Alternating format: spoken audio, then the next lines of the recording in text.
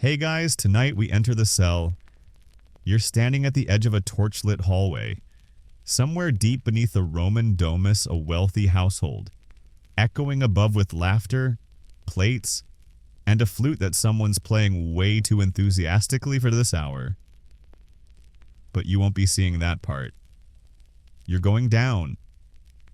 Down the stairs, past the storeroom, past the wine jars, past the vague smell of something pickled and possibly judgmental.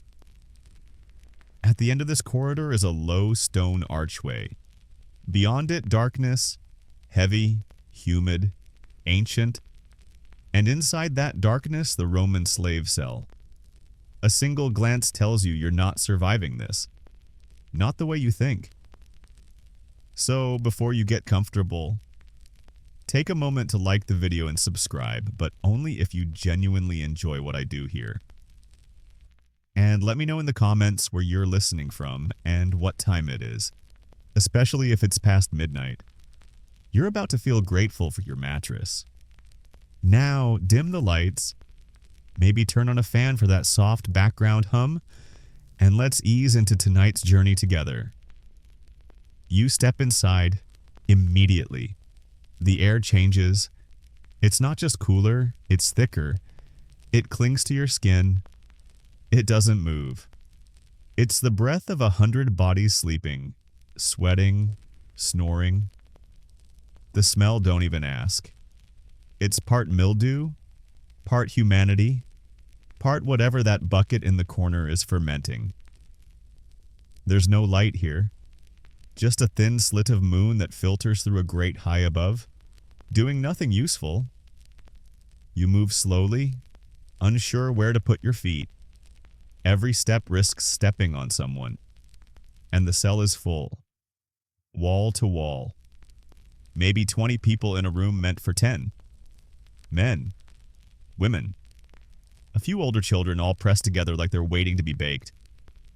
A whisper from the back new one. Great. You've been noticed. A cough? A sniff? Someone groans. You look around if looking is the right word in a room that eats the light. Bodies are slumped in the corners. Some are chained.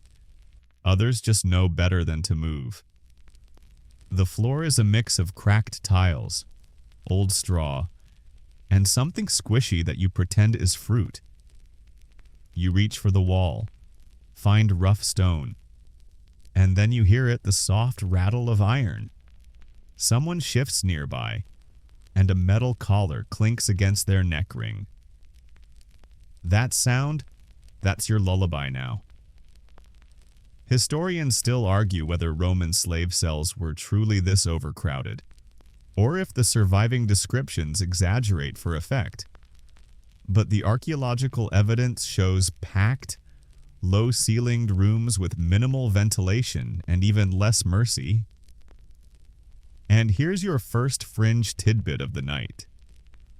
Some wealthy Roman homes had rotating slave shifts sleeping in cycles, like sardines on a schedule.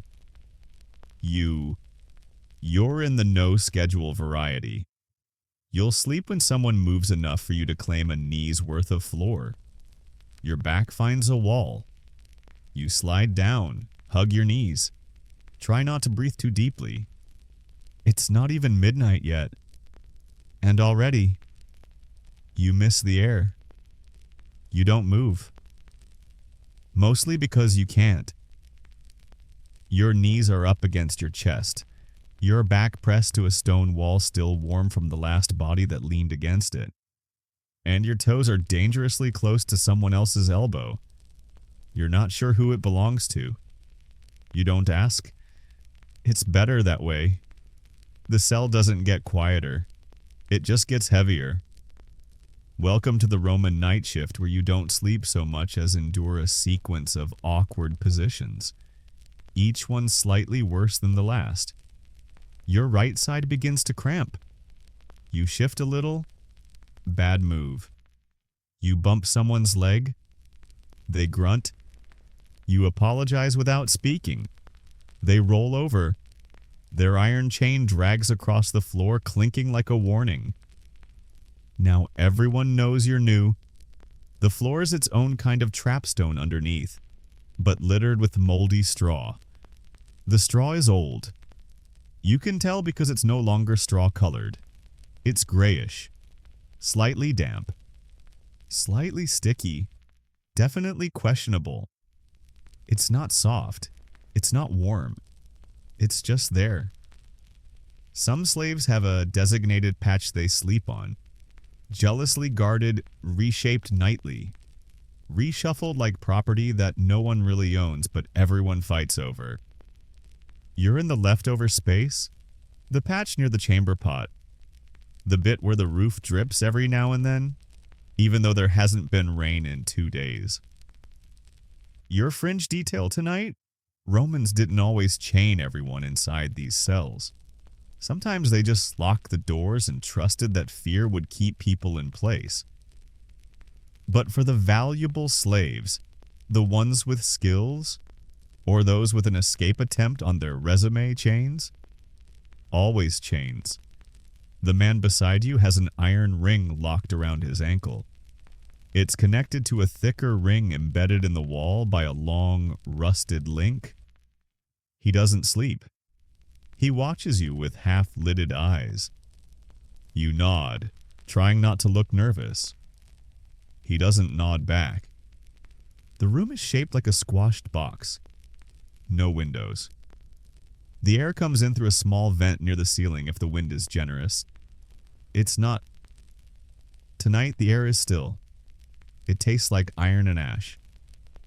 Every few minutes, someone coughs. A dry, rasping cough that doesn't go away. A few more groans, a whispered curse, someone muttering about a missing bread crust. You hear the faintest trickle of liquid? Somewhere near the far wall. Someone's given up waiting for the bucket. No one stops them. No one shames them. You tuck your arms tighter around your knees. Historians still debate whether elite Roman households truly kept slaves locked up at night, or simply assigned them to floor mats in unused storage rooms. But the fact remains underground cells like this existed, and the records aren't kind. You try lying down, there's no space.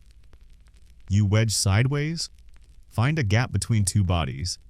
One stirs, one shifts, one doesn't move at all. You hope that's just deep sleep. The floor is colder now. The stone pulls heat from your body with surprising enthusiasm. You start to shake. Someone passes you a scrap of cloth frayed, slightly damp, but kind. You don't see who. You don't say thank you. Because this place isn't built for conversation. It's built for survival. And you've only just begun to understand what that means. You try breathing through your mouth now, because your nose has officially quit the job. The smell down here has entered its own dimension, less a scent, more a presence. It sits in your throat, curls around your ears, and introduces itself with all the grace of spoiled vinegar spilled onto warm meat. You take shallow breaths. It doesn't help. Why does it smell like that? Let's break it down. First, the obvious sweat. Not gentle jog-on-the-beach sweat. This is nervous. Unwashed, stress-fueled sweat from dozens of bodies pressed together like fallen dominoes in a too-small tomb. The kind that's soaked into every thread of tunic and every grain of straw. Next up, vinegar. Not the good kind. Not the drizzle-over salad kind. This is the vinegary tang of sour wine poured into buckets to clean things. Emphasis on the quotation marks. Guards might slosh some onto the floors occasionally. More likely, someone spilled a ration weeks ago and it never dried. Then there's the bucket. Oh yes, the bucket. Technically, there are two in the room. One for drinking sort of, and one for everything else definitely. They are not labeled. The difference is mostly theoretical and depends heavily on proximity, etiquette, and hope. You try not to look at them. You try not to smell them. Too late. You press the borrowed cloth to your face. It helps for 3 seconds. Then you realize the cloth smells like the room. Someone mutters nearby. Don't breathe too hard. You'll taste it. Too late for that. Historians still argue about the sanitation standards in Roman slave quarters. Some sources describe reasonably spaced communal latrines. Others, especially in elite homes, suggest that servants were expected to hold it or make do with chamber pots emptied once a day. If that, here you're in the if that category. Your fringe fact tonight. Ancient Romans sometimes sprinkled crushed mint leaves around banquet halls to cover up body odor and chamber pot smells. In slave cells, they didn't bother. Mint costs money. Shame is free. Back near the wall, someone retches. The guard outside doesn't respond. You get a whiff of old grain mash. Someone must have spilled a meal a few days ago and no one bothered to clean it. Mold now claims that spot, and the smell is part bread, part rot, and part something that might once have been cheese. The man to your left rolls over and exhales directly into your shoulder. You flinch. He's missing a few teeth and smells like fermented fish sauce. He doesn't apologize. Welcome to night 1. No blankets, no baths, no airflow. Just shared heat and the overwhelming aroma of lives stuck in repeat. You start to notice something new. Skin. Unwashed skin has a smell. Multiply it by 20. Add a few infected wounds. Mix in some garlic breath from that one guy who somehow always gets garlic. That's your atmosphere now. And it's getting warmer. You close your eyes. Pretend you're not here. Pretend you're back in your own bed, in your own time, with lavender candles and pillow spray and the option to crack a window. Instead, you inhale and instantly regret it. Someone belches, another groans in their sleep. And above it all, the heavy smell of hopelessness, that old metallic scent of bodies slowly breaking, of dignity left outside the door, of people reduced to scent and chain and nothing more. It's not just hard to survive in here, it's hard to breathe. The jingle hits first, not loud, not fast, but unmistakable. A lazy rattle of keys and chain links echoing from beyond the iron-reinforced door. The conversation in the cell, if you can call it that, dies instantly. No more whispers. No more fidgeting. Even the coughs seem to hold their breath. Because he's back. The guard, and he is not in a good mood. You scoot closer to the wall, instinctively trying to blend into the stonework, which is not very sympathetic. The footsteps are slow, deliberate, and full of that special kind of smug authority that says, I know you can't do a thing about this. You don't even have to see him to know the details. You can smell the wine on his breath. You can hear the iron studs on his sandals scrape the floor. You can feel the atmosphere shift around his presence, like the air itself has been slapped. Then clink. The latch lifts. The door doesn't open all the way. Just a creak. Just enough to cast a wedge of torchlight across the far side of the cell. The glow hits a few faces. No one blinks. Everyone stares at the ground. Still breathing in here, the guard grunts. It's not a question. It's a hobby. He steps inside. You watch as he scans the room, eyes trained more for disobedience than anything specific. One man shifts too loudly. The guard kicks him lightly, by Roman standards, and moves on. Historians still argue whether household slave guards had official ranks or were just trusted brutes with clubs. Some say they were ex-soldiers. Others think they were recruited from among the lower-ranking slaves paid in wine and silence. Either way, you don't want their attention. Your fringe detail tonight. Some guards named their keys. Seriously. One archaeologist found a scratched bronze tag on a ring labeled Vox Latin for voice. Possibly ironic. Possibly terrifying. Tonight's guard isn't in a talking mood. But he is in a testing one. He rattles the drinking bucket. Empty. That's your problem, he mutters. He moves to the waste bucket, wrinkles his nose. Doesn't empty it. He just nudges it further from the doorway with his foot and chuckles to himself like that was somehow generous. Someone coughs again. He spins. You again? The man doesn't respond. The guard steps forward. Everyone pretends they're asleep, including you, except your foot's too close to the center of the room. He sees it. You're new. You keep your eyes down. Say nothing. He crouches, leans in. The wine breath hits you like a slap. You get one question, he growls. Ask it, or I'll ask something worse. You swallow, and without meaning to, you whisper. What time is it?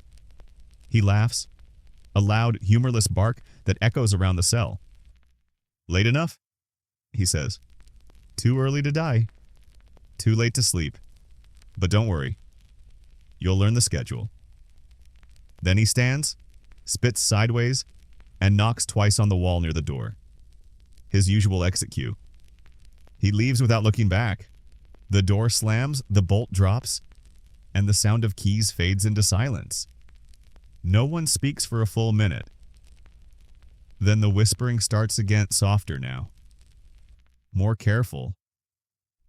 And somewhere near the back, someone mutters, better he laughs than he sings. You don't ask what that means, because you're starting to understand the rules in here. The guard isn't just a man with keys. He's the only thing between the cell and everything worse.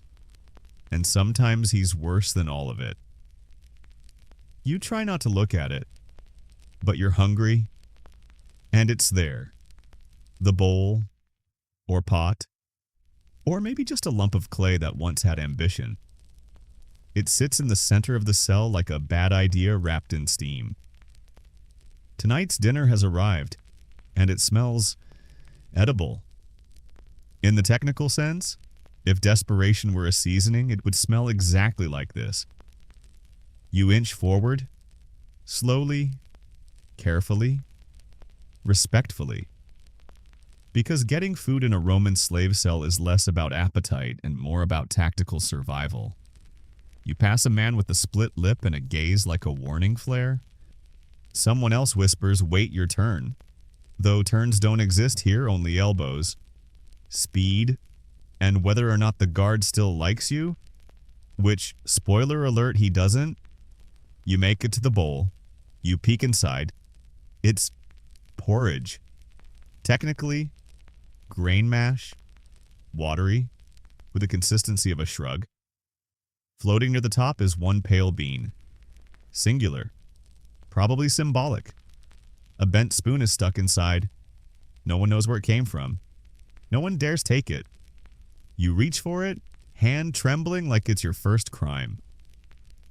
A voice beside you says, don't scrape the bottom. Someone already licked it? Cool. You take half a spoonful and back away before someone decides you're too slow. You sit, bring it to your lips.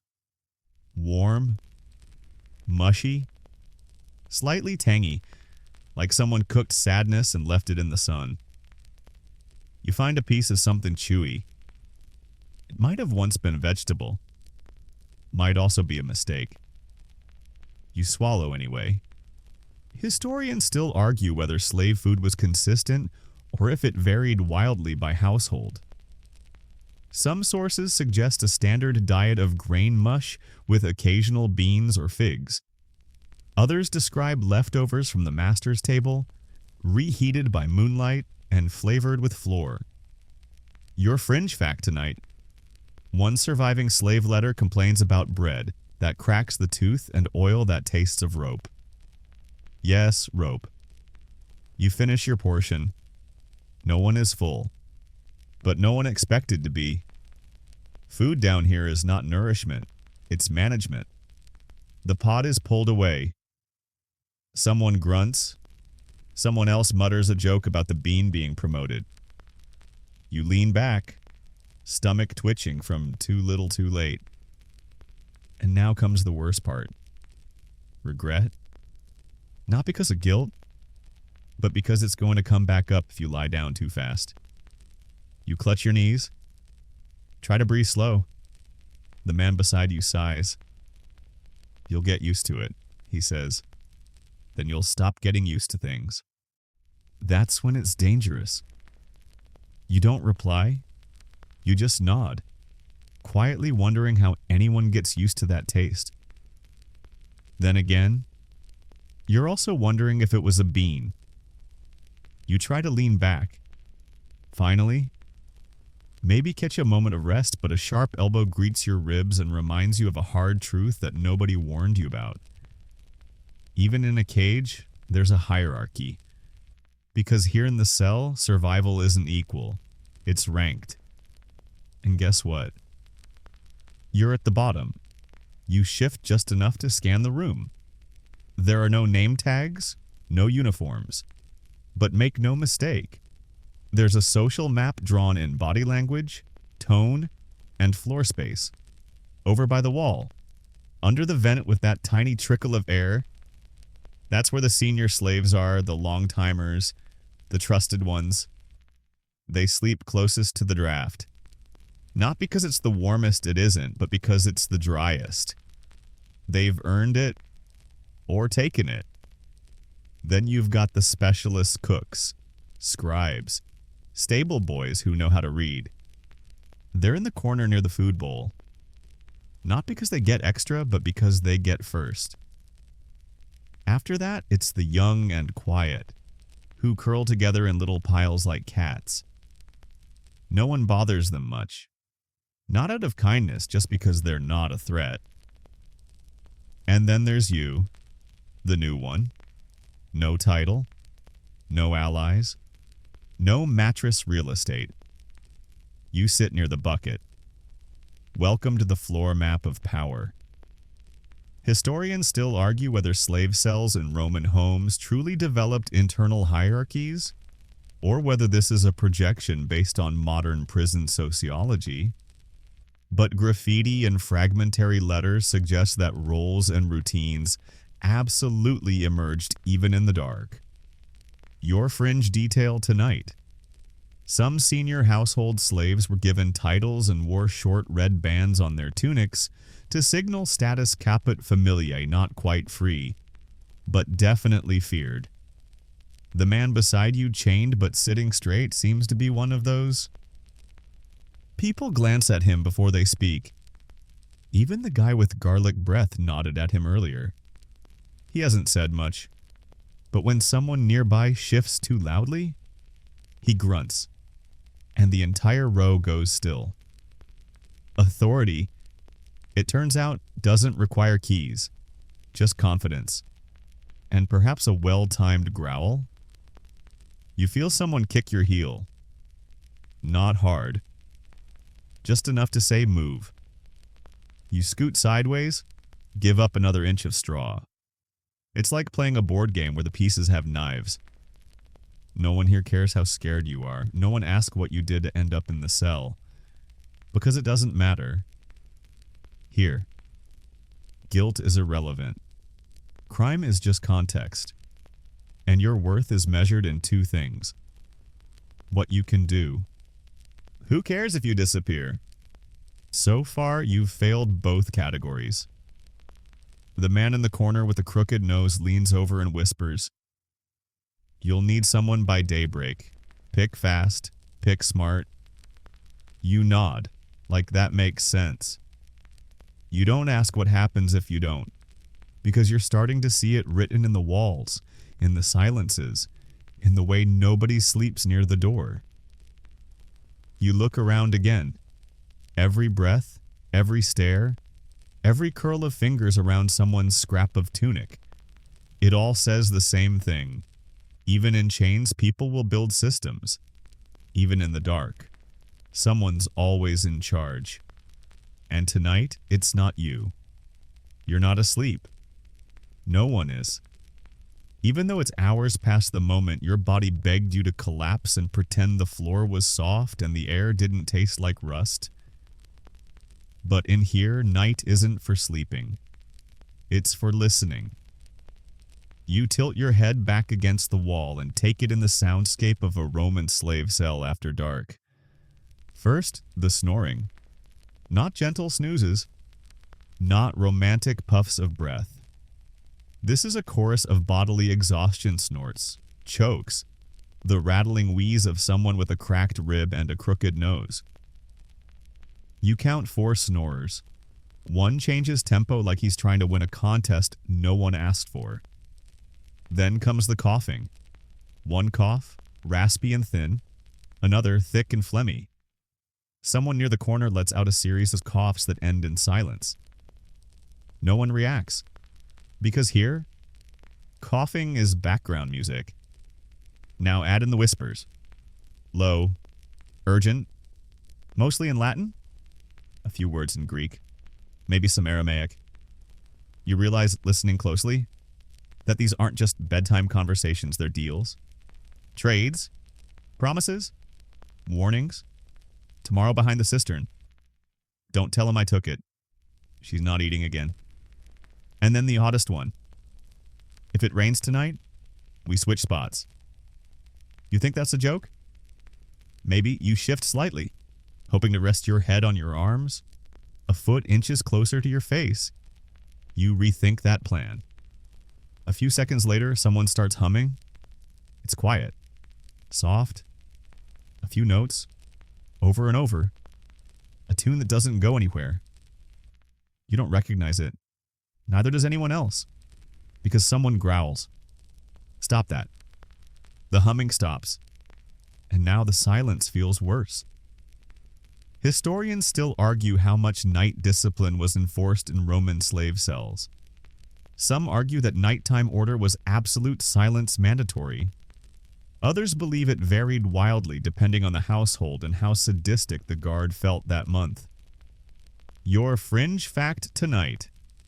One household account listed loss of sleep discipline as a reason for docking slave rations. Which means yes, if you snore too loudly, you might eat less the next day. You breathe shallowly and try not to blink too loud. Then someone laughs. Not full out. Just a sharp exhale. A small joke passed between two bodies pressed shoulder to shoulder. You can't hear what was funny, but you can feel the tension in the room shift like someone opened a tiny window. And then it slams shut again. A thump. The door rattles. Someone's foot kicked the wall in their sleep. You hold your breath. The bolt doesn't move. No guard. This time. But everyone goes still. Again. The older man with the chain collar clears his throat and mutters, "It's only funny until they open the door." No one laughs now. A few moments pass. Then someone near the center sighs and mutters a quiet prayer to Jupiter. Maybe, or to nothing in particular. You can't see who, but you know what they're praying for. Not freedom, not even food, just sleep. A few hours of darkness without a kick, a cough, or a whistle. You close your eyes and try. But between the rattles, the whispers, and the humming tune that never quite left your head, you don't sleep. Not really. You just pause. You jolt awake, or at least you think you do. There's no clear difference here between sleep and stunned stillness. You just blink, and suddenly time has shifted. Your limbs are numb. Your neck's at the wrong angle. Your stomach is still full of the grain mash mistake from earlier. And now your throat itches. Badly. You resist the urge to scratch, But it's not your skin that's the problem. It's the collar. Not yours yet, but close enough to count. You open your eyes and find it staring back at you from across the cell, half buried under a tunic scrap. A dull glint of metal catching the moonlight that dares to squeeze through the high, barred vent. A Roman iron slave collar, not decorative, not removable, not even comfortable. Just there. Just waiting. You crawl closer, careful not to disturb the pile of sleeping bodies. The thing is heavier than you expect. Solid iron, with a simple hinge and a crude locking mechanism. No padding, no engraving, except for a bit of text hammered in uneven letters. You tilt it to read, "I have run away. Detain me. Return to my master, Lucius Sealer, Baker, Trastevere." Oh, that kind of collar. Historians still debate how widespread these were, whether all household slaves were forced to wear them, or only those deemed problematic. But we have the physical evidence, dozens of real collars like this, unearthed across Rome, worn daily, always inscribed, sometimes even chained together for punishment. Your fringe fact tonight. At least one slave collar found near Ostia bore the words, "Hold me, for I am a runner, but I bite." So yes, some had personality. You pass the collar gently to the elder chained near the wall. He grunts, holds it like a relic.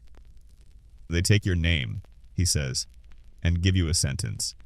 He's not wrong, because in Rome your identity becomes literal iron, around your neck, on display, always advertising who owns you, where you belong, and how far you'll get if you try to disappear. You ask softly? Does everyone get one? He shakes his head. Just the ones they want to keep track of. The ones they're afraid to lose, or the ones they've already lost once. You look around the room now with new eyes. How many necks here have worn collars like that? How many are wearing one under their tunic right now? And how many are still dreaming of running? There's a sound near the back of the cell.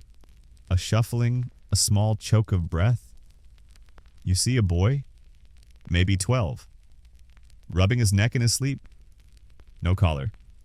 But the habit's already there. Like a ghost. You lean back against the wall and feel your own skin. Still free. Still bare. But suddenly heavier. You ask the elder, "Did it hurt?" He looks at you for a long moment and says, "Not when they put it on. Just every day after." Then he turns away and closes his eyes. And you realize that in this cell, the worst part of the collar isn't the metal. It's what it says about you. It's what it says to you. And what it tells everyone else before you even open your mouth. You don't touch it again. You just sit very still, trying not to feel the phantom weight already pressing against your neck. You've stopped counting the hours. Time doesn't pass in here, it thickens. It clings. It stretches and warps until minutes feel like molasses and whole hours slide past unnoticed, while your back stiffens and your thoughts loop on repeat. But then softly, unexpectedly, someone speaks. Not whispers, not grunts, a full sentence. You flinch. It's the man across from you. The one with the thin scar down his cheek and the wrist chain that jangles softly every time he breathes too deeply. "You're new," he says, as though it's a surprise to neither of you. You nod slowly. In this place, even nodding feels like a risk. "I had your spot," he adds. "First night. 13 years ago." You blink. 13. He chuckles. "Don't worry, you won't last that long." You think he's joking. Maybe. You ask his name. He shrugs. "Doesn't matter. They call me Kinnies, means ash. Fitting." He shifts his weight, rubbing his wrist where the chain has carved its opinions into his skin. They don't want us talking, he murmurs. But sometimes, talking's all we've got. You settle into your spot again, listening. Sneeze starts to share, his voice low and hoarse but steady, like a fire that refuses to fully die out. He was born free. He says somewhere in southern Gaul, taken in a raid, sold twice, ended up here, in the belly of Rome. His first master was a tailor, the second a moneylender, the third just needed someone to blame. He says, you don't ask for more, you don't need it. You already know how that story ends in chains, in this room, on the same straw. Historians still argue about how much slaves talked to each other in captivity. Some say it was discouraged, even punished. Others believe shared language, songs, and stories helped preserve fragments of identity. But the record is clear on one thing. Stories traveled faster than shackles. Your fringe fact tonight. There's evidence that some enslaved people developed coded gestures or patterns of tapping, shared ways of communicating through walls or across courtyards without a single word. They called it the breath between blows. You ask Sinis why he talks to you. He smirks, because you still look like you believe there's a door out. Then his face shifts. Not unkindly, just older. They break that. Not all at once. A little every night. He taps his collarbone. That's where it breaks first. You hear someone cough behind you, then shuffle, then sigh. The room continues its rhythm of restless nothingness. You whisper. Do you dream Kinneys closes his eyes? Only of silence. You wait. And then, like a surprise gift, he mutters one last thing. I once sang in a temple. As a boy, you can't picture it. You don't try, because the man in front of you is not the boy who sang. Not anymore. The cell doesn't allow for that kind of continuity. It lets you exist, but only in pieces. And you start to wonder how long it takes before your story becomes just another sound in the dark. It starts as a twitch, an itch just behind your ear, then across your shoulder blade. And oh, there it is again, right on your shin. You scratch without thinking, then wince, because now you know you've got company. Not the snoring kind, not the whispering or the praying kind, the crawling kind. You pull your sleeve back and see it, a tiny reddish dot scuttling across your forearm like it owns the place. Which, frankly, it might. Welcome to the ecosystem that lives in everyone down here. Fleas, lice, mites. Whatever ancient six-legged horror has made this cell its ancestral homeland, it's not shy about sharing. And now it's your turn to host. Someone near you scratches their head. Another pulls at their tunic, swatting something invisible. The man you now know as Sinis says, without opening his eyes, stop scratching. You'll just bleed. You try. You fail. Because the itch is relentless. Everywhere. Like a whisper under your skin. You try swiping your hands across your legs quickly, hoping to trap one. Nope. Just more bites. And the feeling that your body has become a banquet. Historians still argue whether Roman slave quarters were cleaned regularly or left to rot. Some suggest straw bedding was replaced seasonally. Others say only the most visible areas were swept, usually right before a visitor. The deeper you were in the house, the less you mattered. And this cell matters to no one. Your fringe fact tonight. One Roman physician wrote a scroll about the proper method for delousing servants that involved olive oil, a heated comb, and in one disturbing case, a torch. Guess who didn't get any of those options? You get your fingernails and a prayer. You pull your tunic tight, tucking fabric into every edge, as though that might somehow create a barrier. It doesn't.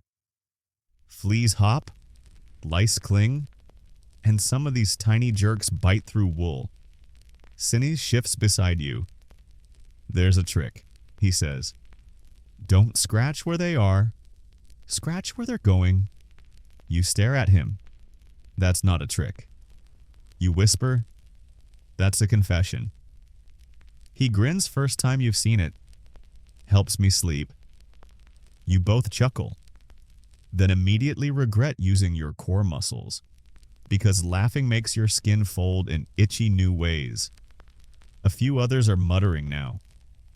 You catch the word oil repeated twice. Someone else hisses. It was my turn to get the ashes.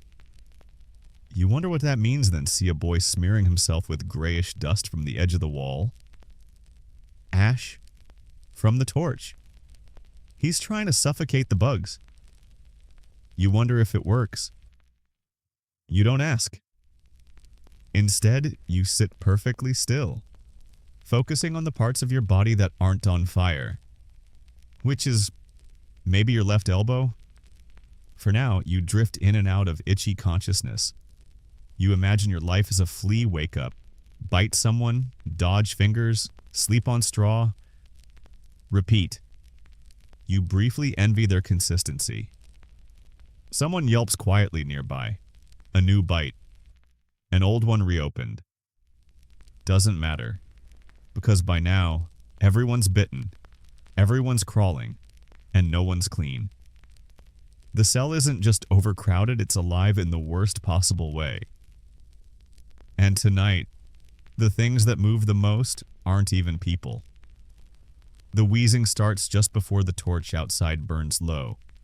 Not dramatic, not sudden, just a soft, rhythmic rattle. At first you think someone's snoring wrong. Then it shifts, becomes wetter, harsher. There's a hitch behind every breath, like lungs that forgot how to inflate all the way. You look over and find him a man curled up by the far wall, knees to chest, eyes closed, his tunic's crusted with something dark.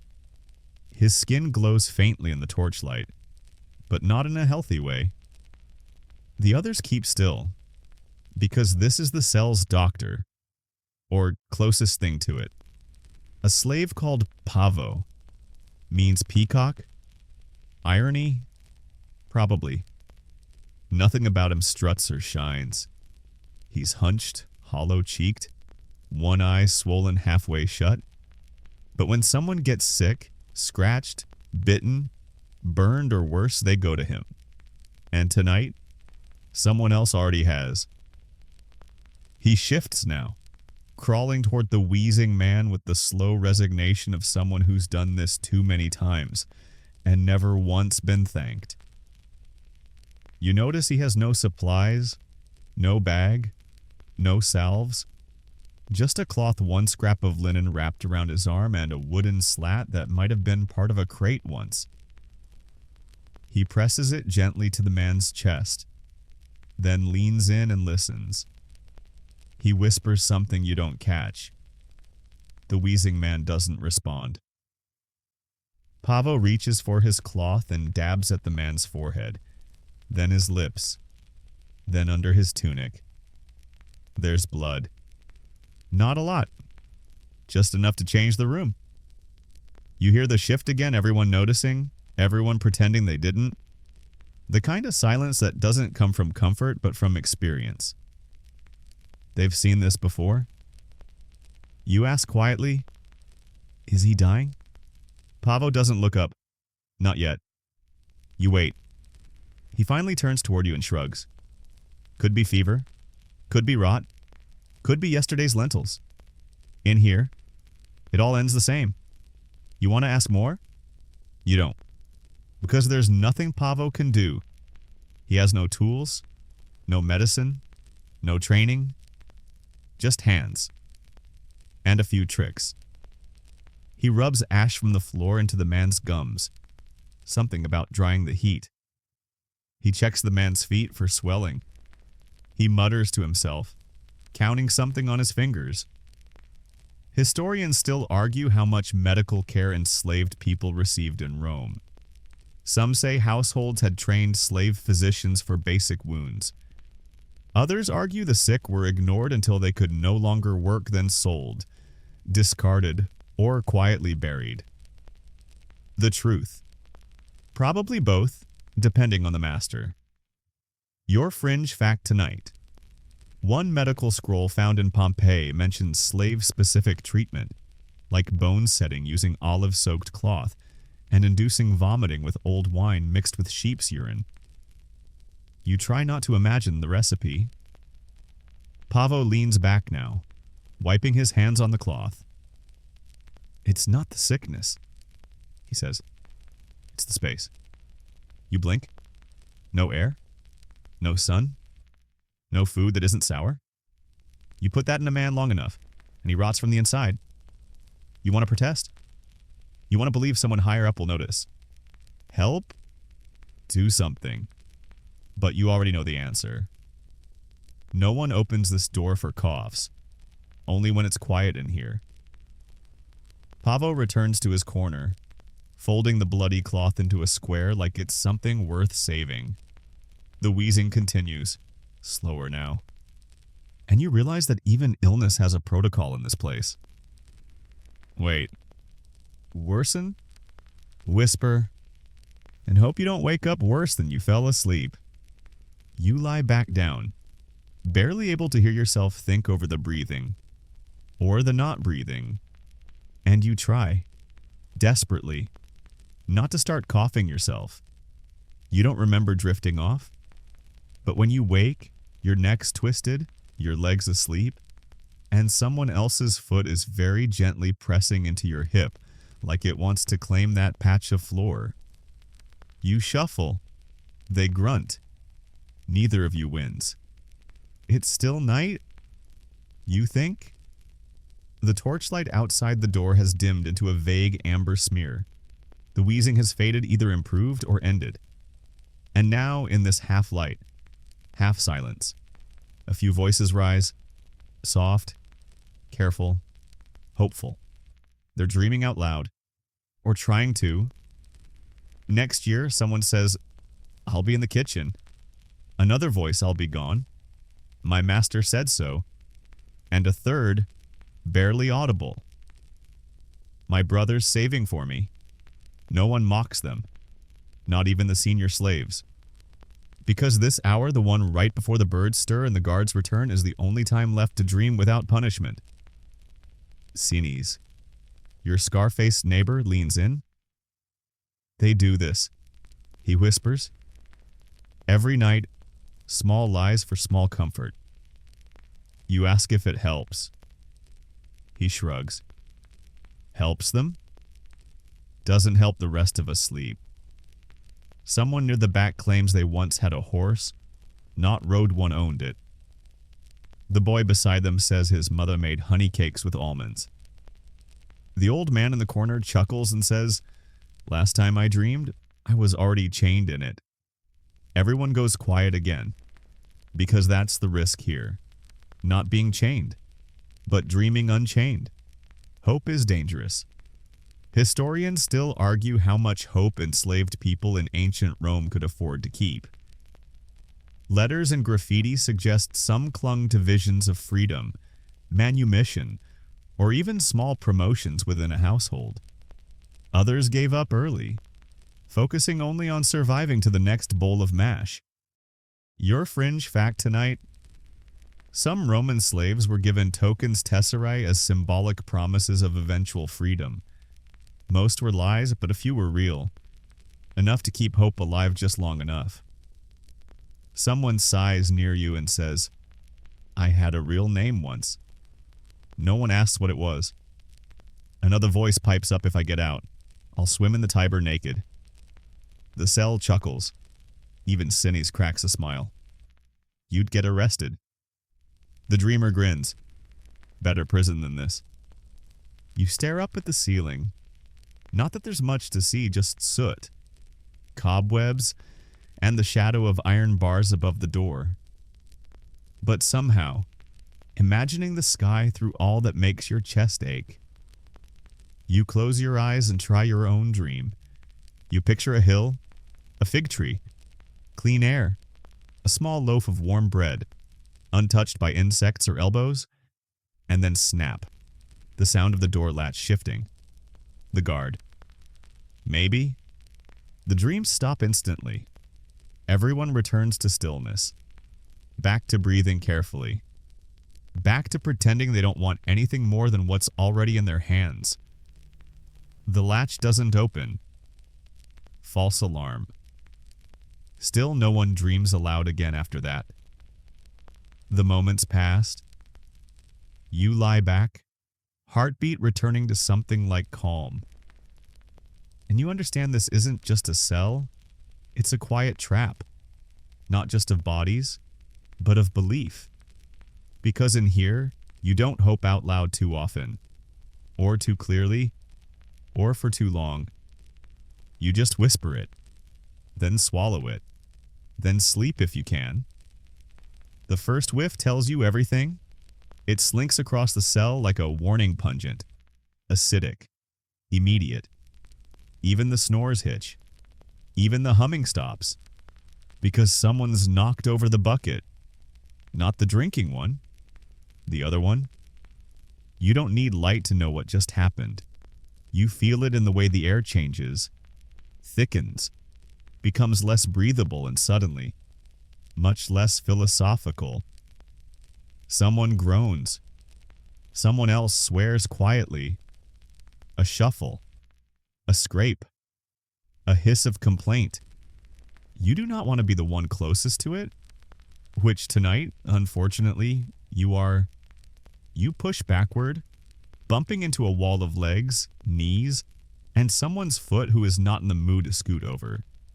You're trapped in the slow-motion panic of a dozen bodies trying to avoid a very small, very foul tidal wave in the dark.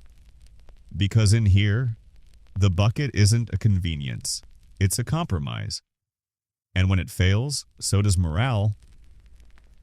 Historians still argue whether Roman slave cells had dedicated latrine spaces or if buckets were the norm for overnight containment. In private homes, slaves were often forbidden from using the household latrine, especially during off hours. In larger estates, slaves might share a communal trench. In this type of cell buckets, if you're lucky. Your fringe fact tonight. One surviving Roman joke from a graffiti wall depicts a slave complaining, "My master feeds me wine, and now my bucket knows why the gods flood rivers." It's not funny, but it's real. The stench creeps now thick and bitter, settling low in the straw, turning the floor into a map of avoidance. You lift your feet, not high, just enough to hover. Cinny's beside you sighs. Third time this week. You ask, "Does anyone clean it?" He laughs soft, dry. You're assuming someone cares. Eventually, someone crawls toward the mess with the rag.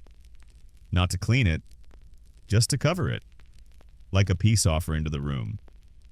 They mutter something in Latin you don't understand. Probably an insult, or a prayer.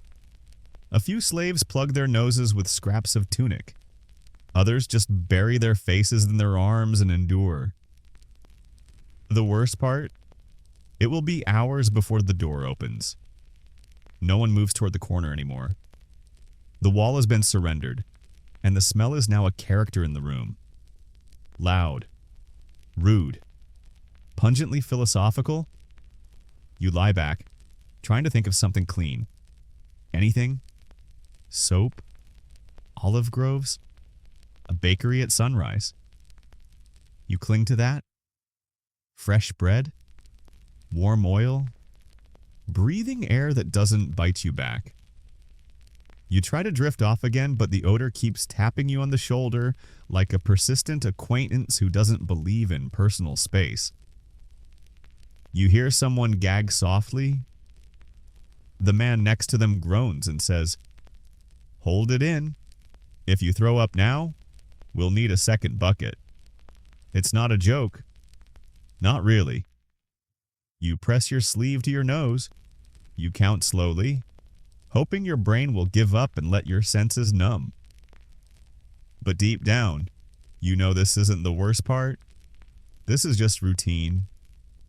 Just another chapter in the same story the cell tells every night. And the lesson: never sleep too close to the corner. It happens so quietly. You almost miss it. Just a breath a little sharper than the rest. Then a whisper, barely audible. 2 crusts. Tonight. You freeze because now you're listening to something important. Not prayers, not dreams. Deals. In the hush of early pre-dawn, the real currency of the slave cell starts to move favors. Smuggled scraps. Promises that might not be promises at all. Welcome to the underground market of desperation. You shift just enough to see what's happening. 2 figures, huddled near the door. One has something wrapped in cloth, could be food, could be fabric, could be both. The other leans close, nodding like they've rehearsed this. You catch a word, Olive. Then another floor tile. You have no idea what that means. You don't ask. In here, asking makes you part of the deal. And unless you're holding something worth trading, like a crust of bread, a length of thread, or information that can keep someone from punishment, you're better off silent. Sinis watches too. He doesn't move, doesn't blink, just murmurs. Don't bother. Their deals don't include you. You ask, what are they trading? He snorts. Last week, someone traded a song for half a peach. This week, probably a lie. Historians still argue whether slave-to-slave trade in private Roman homes was tolerated, punished, or quietly encouraged. Some owners allowed limited barter to reduce tension. Others cracked down, fearing solidarity more than theft. But the stories survive slaves slipping messages between tunics, hiding extra food under floor stones, trading chores, warnings, even secrets. Your fringe detail tonight. One satirical Roman poem includes a line about a slave who traded his silence for soap, which honestly sounds like a bargain. Back in the cell, the deal concludes. No handshakes, just nods. One crust passed, one look exchanged, one person backs away, someone coughs in their sleep. Another mutters, "He better not have sold my spot again." You blink. Sold your spot. Cindy sighs. Happens. Someone bribes the guard for a better sleeping place, or promises to give up a sick cousin in exchange for silence. You say, "That's awful." He says, "That's strategy." You start noticing more a woman tucking something into her sleeve, a stolen thread of linen. Maybe a boy shifting to sit closer to someone else, murmuring low and fast. A man near the back rolling up his tunic hem to reveal a scrap of dried meat sewn into the edge. Even in a place where nothing is allowed, everything still has a price. A breath of cooler air near the vent, worth a shared secret. A bit of cracked fig left in a corner, worth a favor that gets called in 3 nights from now. You glance down at your own hands, empty, untied, unclaimed. You got nothing. Which, down here, means you've got no leverage. You'll need something. Sinis says softly. You ask, "What kind of something?" he says. Doesn't matter. Just not nothing. He leans back, eyes closed again. Do you understand what he's really saying? Because in this cell, survival isn't just about food or space or silence. It's about value. What you know, what you hold, what you can promise without dying over it. And if you got nothing to offer, you're nothing at all. You're not asleep, not even close when it happens. A loud, sharp sneeze tears through the quiet. It echoes. Once, twice, then silence. Thick, anticipatory, like everyone's holding the same breath at once. A rustle, then a whisper. Idiot. Because in the Roman slave cell, you can cough, you can snore, you can even scream during a dream and probably get away with it. But sneezing? That's risky. It's too sudden, too loud, too noticeable. And it invites attention. The worst kind. A moment passes. You pray it goes unnoticed. Then clink. The sound of keys. Your stomach drops. There's a scuffle of sandals outside the door. Someone mutters, "By the gods." Then the bolt draws back with that familiar scrape, and the door swings open just enough to let the guard's torch spill inside like an accusation. He doesn't enter right away. He lets the light do the work. Then he speaks, low and irritated. Who did that? No one answers. You can hear the dripping from the vent, the shuffle of limbs pulling closer to walls. You smell the smoke of the torch, but you don't hear a single name. Not yet. Then the guard steps in. This time, he carries something new, a stick. Not a club. A vine cane.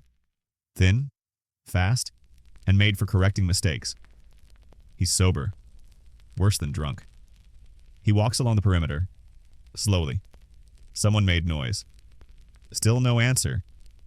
He kicks a heel. No response. He taps the cane against the stone floor. The sound is too crisp in this sour, fetid air. Sinis doesn't move. The boy with the scabbed knuckles beside him buries his face in his knees. You say nothing. You know better now. Historians still argue how frequent corporal punishment was inside private slave quarters. Some say daily. Others claim household slaves were punished less often than field slaves, as they were more visible to guests. But Roman law allowed punishment at the owner's discretion for almost anything. Your fringe fact tonight. One surviving manual advised owners to punish no more than 3 at once to avoid exhausting the punisher. Empathy? No. Efficiency. The guard stops near the center. You. He's looking at someone. Not you. The boy who sneezed. Maybe. It's hard to tell. Everyone's pretending to be asleep now, eyes shut. Muscles frozen. The guard taps the cane against his own boot. Then, without warning, crack. The first strike lands. Not a scream. Just a grunt. Second strike. Third. You count 6 in total. Then he walks away. No names. No warnings. Just the message. Make noise. Lose your skin. He exits. The door slams. The bolt slams louder. And then the silence that returns is different. Heavier. Embarrassed. Even the snoring stops. You wait 5 full minutes before you breathe normally again. Sinis eventually whispers, "Could have been worse." You don't ask how. Because you already know. It always can be.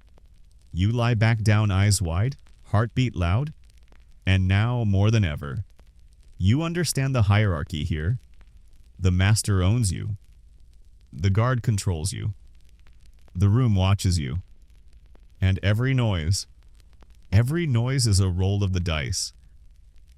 There's a moment brief, uncelebrated, but unmistakable when the cell begins to stir. Not with urgency, not with hope, but with habit. The first shuffle is a man repositioning his aching leg. Then a woman untwisting the scarf she'd used to cover her nose from the stink. Someone grunts, and another lets out a breath that's not quite a sigh. It's almost morning. You can feel it in the floor the way the cold has started to lift just slightly. The way a faint trickle of light from the high grate becomes not just silvery suggestion, but the beginning of a shape. It means nothing good. Just the start of the next round. You sit up slowly. every joint creaking like a bad door. The air smells less like breath and more like sweat now, like something lived in too long by something trying too hard to survive. And the bucket still overturned, still steaming, still ignored. A few slaves begin stretching. A few just clutch their sides and lean against the wall, waiting for the cramp in their lower backs to fade. You feel like you've been chewed and spat out by the floor. Sinis mutters without looking at you. First shuffles the signal. Time to prepare. You ask, for what he says, for being seen. Because soon, the guard will return. Soon, the door will open, and the people inside this room will stand not proudly, not willingly but correctly, in rows or ranks, or whatever shape their master expects today. You shuffle to your feet, knees wobble, ankles protest. Someone coughs again, worse now. Louder. Still, everyone gets up. It's the rule. Historians still argue how much mourning ritual was demanded of enslaved people in Roman homes. Some suggest daily inspections. Others describe rosters read by candlelight. Each name met with a nod or a lash. What's clear is this sunrise meant accountability. Your fringe fact tonight. Some households marked attendance using a carved tablet called a libellus, a wooden slate with wax insets where the steward etched each slave's name and task. Miss a task, get replaced. Or punished. A man near the door whispers, "Stand tall or get smacked." Another adds, "Don't look the master in the eye unless he drops something." The woman who had the middle space along the wall smooths her hair with a damp scrap of cloth. Her face is blank. Too blank. Like she's painting over everything behind her eyes. Sinis reaches down and grabs your wrist not hard, just enough to adjust your posture. "Straighten your back," he says. "You're a servant. Not a sack of grain." You nod. Not because you agree, but because your body obeys faster than your brain now. Outside, the first full bird call whistles into the air. It's sharp. Clean. Too bright for this place. Someone mutters, "Mockingbird? Must be market day?" And just like that, the cell organizes itself. The chaos retreats. The quiet returns. Not the restful kind. The kind before judgment. You line up. You watch the door. You wait to be counted. And in this moment surrounded by stink, sores, stiff joints, and yesterday's punishment still clinging to the air, you realize something deeply Roman. You don't start the day. The day starts you. Someone's missing. It takes you a moment to notice. The light filtering through the high vent is still faint, the air still dense with sleep, sweat, and other people's breath. But something's different, like a corner of the room has been erased. You glance left, you glance right, and then it hits you. The wheezing man is gone. No more choking breaths. No more wet rattling in the back of the throat. Just absence. You say nothing. No one else does either. It's not that no one noticed. It's that everyone knows what not to say. Sinis sees you looking. He whispers, "They came in during the change of watch, quiet-like. Took him before the rest woke." You ask, "Where did they take him?" He shrugs. "If he's alive, somewhere worse. If not, he'll be buried before breakfast." You stare at the patch of straw where the man had curled up. Night after night, it's flat, damp, still warm, probably, and already claimed by someone else because space is scarce, and grief doesn't buy you elbow room. Someone near the door mutters, "First one this month." Another replies, "You sure about that silence?" Because really, how would they know? No one announces it. There's no roll call, no memorial, Just the quiet recalibration of bodies filling in the gaps like the cell never had one less. Historians still argue how Romans handled deaths among enslaved people. Some say the bodies were burned without ceremony, dumped in communal pits. Others mention quick cremations paid for by the household as a matter of hygiene, not mourning. Your fringe fact tonight. A clay tablet recovered near the Aventine Hill lists a funeral fund contributed to by slaves themselves. They pooled savings if they had any just for the chance of a proper burial. You whisper. Did he have a name? Sinus nods. He had 3. None of them were his. And that's the part that sits deepest in your chest. Because in here, death isn't the end. It's just another moment you're not present for. The guard won't mention it. The steward won't mark it. The master won't know it happened. But the room knows. Even if it doesn't flinch, you glance at the door. Still closed. And for the first time since you entered this place, you realize the scariest part isn't that someone disappeared. It's how easy it was. One breath, one silence, one less shadow in a cell already crowded with forgetting. You swallow hard and try not to notice how many others are starting to sound like him. The door swings open, not fast, not dramatic, just wide enough for the morning light to spill in and burn your eyes like a punishment you didn't ask for. It cuts the cell in half-shadowed bodies, recoiling on instinct while the beam crawls across the floor like it's searching for someone to drag out. You brace yourself, because this is the part where names get called. Not real names. Not the ones your mother whispered when you were small. Not the ones you might have signed, once with pride. Just identifiers, numbers, jobs, nicknames. Or if the steward's feeling lazy, that tall one or you, with the limp. The guard steps inside with the steward behind him. Tunic clean. Wax tablet in hand. Stylus ready. The steward's face is smooth and indifferent. His voice, when it comes, is clipped and practiced. Field shift? 4. He reads from the tablet like he's naming livestock. Barrow. Salvius. The Greek. New one. Sinus doesn't flinch. But your heart? It dives straight into your stomach. You're the new one. Someone nudges you? Another smirks. Congratulations. You made the list. You stumble forward, head low, eyes on the floor. That's the trick. Don't meet the steward's gaze. Don't speak unless spoken to. Don't let your face say anything other than yes. Master. The guard points to the others. 3 men who've clearly done this before. One's barefoot. One's wrapped his hand in linen like a crude bandage. The third just stares straight ahead, jaw locked. You fall in line behind them. And for a moment, just a moment, you think maybe this is your way out.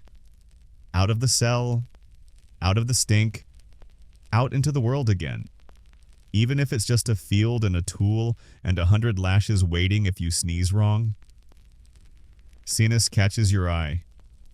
He doesn't nod. He doesn't smile. He just mouths, "Don't speak." The steward turns to check his list again. He doesn't call Sinus. Doesn't call the sick. Doesn't call the boy who whispers in sleep. Just the ones who look able. Or close enough. Historians still argue whether slave assignments were chosen based on health, skill, or just random cruelty. Records show field slaves often rotated through housework during the colder months. Others were sent out daily and returned by torchlight. Some never came back. Your fringe fact tonight. A scratched wall fragment in Pompeii reads, "Sent to plow. Returned with none. The ox lived." It's a joke. Probably. The steward marks the tablet. Move. The guard grunts. The line begins to walk. You glance back. No one watches you leave, because the room has already closed over your absence like a bruise smoothing itself out. And you know what they know. When names are called, it's not about who's chosen. It's about who's left behind. You step into the light, not free, not lucky, just mobile. And maybe slightly more visible to the world, which, in this place, is its own kind of danger. The light hurts. It should feel like relief after all that darkness, after the stink, the heat, the breath of 30 other bodies pressed into your skin like a second tunic. But it doesn't. It burns. Your eyes squint against it. The morning sun in Rome has no patience, no compassion. It reflects off the pale stone courtyard like a sneer. Your skin prickles, your joints complain. You blink and catch the silhouette of a fountain far ahead. Too far. You're not headed that way. The steward leads the line to a side gate. The street beyond is quiet, still waking, still stretching, still unaware that 4 people have just been plucked from the underground and marched out like tools in need of sharpening. The Greek stumbles. The man behind him whispers, "Don't fall." He'll notice. He, the guard, still watching, still holding the cane.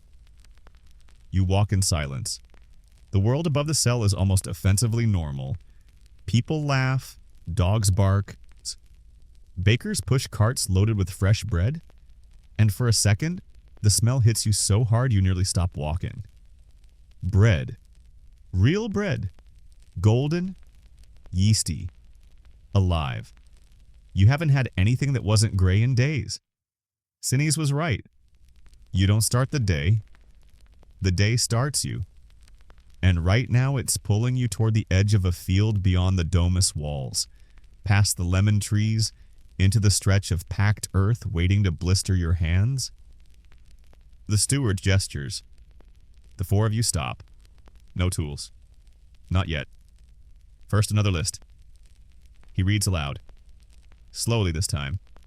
2 names are called. The men nod and are pointed down the hill to the lower terraces. Then yours. You step forward. He eyes you. New. Still soft. He mutters. You don't speak. He watches you a moment longer, then gestures toward a stone wall. You're with him. You turn. The Greek? Silent. Stooped? Face unreadable? Great. You don't ask what you're doing, because here, the job doesn't come with instructions. Only expectations. The steward walks off. The guard doesn't. He stands there, arms crossed, watching as you begin. The work is rough clearing undergrowth, hauling baskets of earth, scraping packed dirt with a blunt-edged tool someone kindly refers to as a hoe. It's not a hoe, it's a rock on a stick. The sun climbs, your breath shortens, your tunic clings to your skin, already soaked through with sweat. The Greek doesn't speak. He just moves slow, steady, mechanical. You try to match him, fail, fall behind. The guard coughs. Loudly, you pick up the pace. Historians still argue whether household slaves were used for field labor, or if it was only the familia rustica, those stationed on agricultural estates. But texts and records show that overflow slaves, those not deemed skilled or trustworthy, were often sent to fields on rotation. Your fringe fact: 1 household record notes, returned 4 with blistered hands, requested 3 more, ones who do not cry. You feel a blister forming already. You say nothing. The Greek glances at your hands and shakes his head once, either pity or warning. You keep scraping. An hour passes, or 3. Time bends. Eventually, the steward returns. No list this time. He just points, not at you, at the man beside you. The Greek lowers his tool, nods once, then he's gone. Taken. Not a word. Not a glance back. And now it's just you, alone in a patch of Roman dirt, with your blisters, with your silence, with the realization that not everyone comes back. The guard finally speaks. Sundown. He says, "That's all. Not a promise. Just a time. Maybe you'll return to the cell. Maybe not. Maybe you'll be sold. Assigned elsewhere. Forgotten. The only certainty you'll keep digging until someone says otherwise. You lift your tool and swing. The sun dips low. It doesn't set gently, just drops behind the rooftops like it's tired of looking at you. The air cools slightly, but your tunic is still soaked. Your hands raw, your knees weak. You've dug. You've hauled. You've sweated through your bones. You're still here? Barely. The guard returns without ceremony. Just a grunt and a nod. Back. That's all you get. You don't ask where the Greek went. You don't ask if you're going to see him again. You fall in line behind another pair of field slaves, both too tired to walk straight. The path curves past the market, where oil lamps flicker to life and merchants shout about figs and lentils. The scent of roasted meat dances on the breeze like mockery. Your stomach growls. No one hears it. Back through the side gate, back through the courtyard, back past the water basin you're not allowed to touch. And then down. Down into the dark. Down into the cell. The door creaks open. Someone inside says, "He made it." Someone else mutters, "Shame." You don't know if that's sarcasm or sincerity. You step inside and the air hits you like a wet, slap-stale breath. Old bodies. The bucket still unemptied. You take your same spot near the wall, curl into it, and rest your forehead against the stone that remembers you now. You've survived your first full Roman slave day, and the prize you get to do it again, tomorrow, and the next day, and the day after that. Unless you're sold, unless you vanish, unless you don't survive the night. Sinis glances at you, then hands you something. A crust, hard, small, possibly stolen. You accept it like it's sacred, because in here, it is. You chew in silence. You breathe shallow. You ignore the crawling itch returning to your shoulder. And finally, your body begins to collapse into something like rest. Not peace. Never peace. But pause. In the quiet, someone says, "You'll get used to it."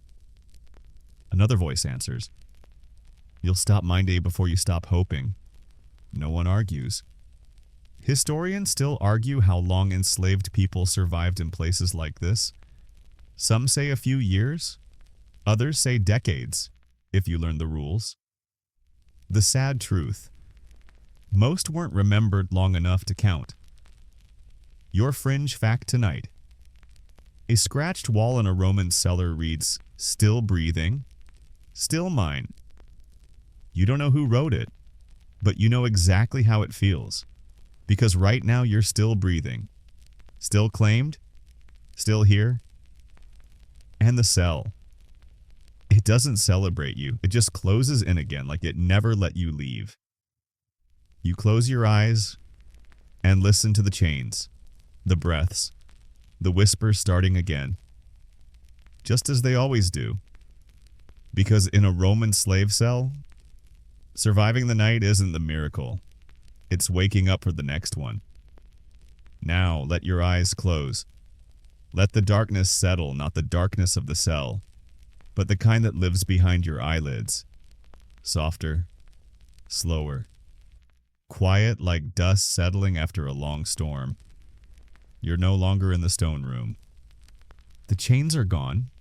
The noise has faded. The itch has stopped. Now you're floating. Above the walls. Above the memory of hunger. Above the sound of footsteps on ancient tile. Feel the air lighten. Soft as a breath that finally doesn't hurt. You're wrapped in warmth now, real warmth. Not the heat of too many bodies pressed together, but the kind that comes from safety, from stillness. You're lying on soft fabric. You smell lavender, not iron. You hear the rustle of leaves in the evening breeze. A world with no lists, no callers, no one reading your name from a wax tablet and deciding your fate. Only this moment, and it's yours. Let your breathing slow. Let your muscles forget the stone, the blisters, the stiff corners of fear. Here, there is no morning call, no guard shadow, no bucket in the corner, only rest, only peace. You made it out. You're still breathing. And now you don't have to do anything else. Just drift, slowly, gently, far from the past. Far from the cell until there's nothing but breath and sleep and silence.